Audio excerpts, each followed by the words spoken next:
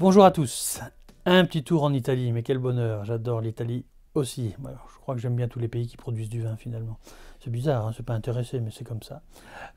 Ici, on va faire un tour dans les Marques, donc région extraordinaire qui se trouve au nord-est de Rome, le long de l'Adriatique.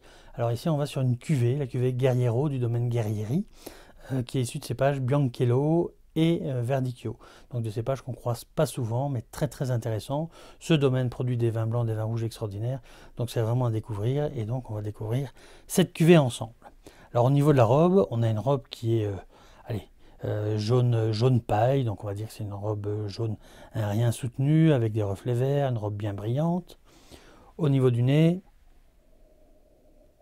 on est sur des nez de fruits sur un nez de fruits à chair jaune, donc on a ce côté un peu abricot, ce côté un petit peu pêche, ce côté un petit peu floral, presque un petit peu acacia comme ça. Très très joli.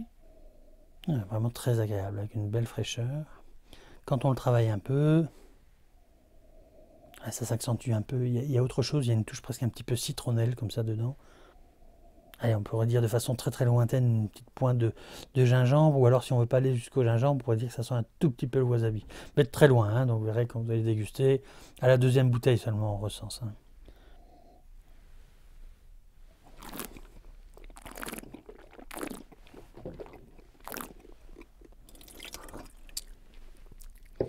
Quelle bouche extraordinaire.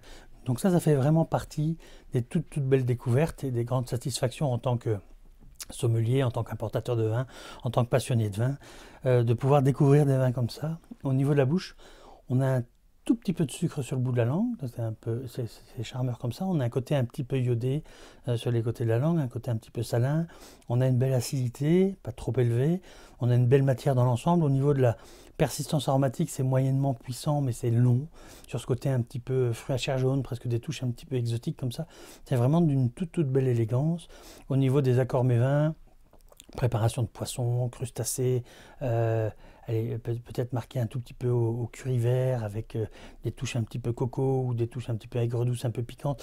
Donc c'est un vin qui inspire quand on le déguste, mais au niveau des associations, on se dit qu'on doit aller sur des choses tout en délicatesse.